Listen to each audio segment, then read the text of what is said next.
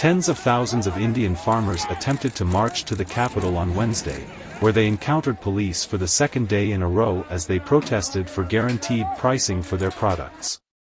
About 200 kilometers, 125 miles, from New Delhi, close to the Shambhu border that separates the states of Haryana and northern Punjab, farmers were attacked by police using tear gas.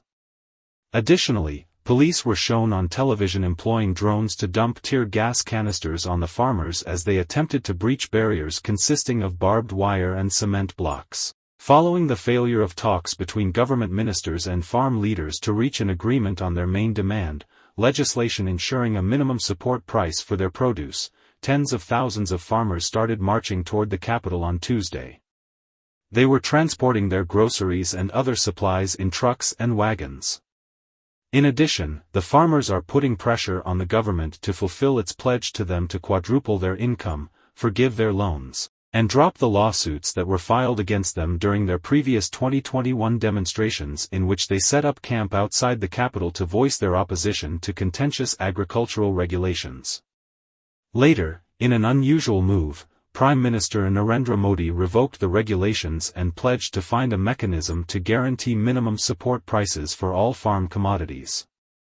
On Friday, several labor unions and farmers organized a nationwide rural strike. We want to avoid the government claiming that farmers were invited to negotiations but chose not to attend.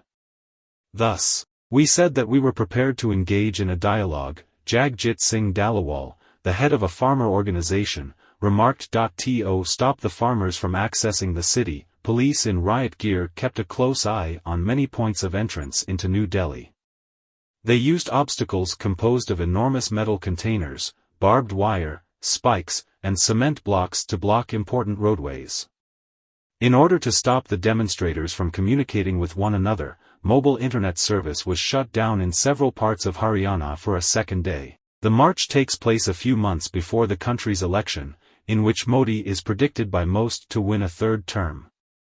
Given that farmers make up a substantial portion of the electorate, the demonstrations might be a serious obstacle for him and the Bharatiya Janata Party, which he leads. Opposition parties have backed the farmers and denounced the government's attempt to prevent them from traveling to the capital.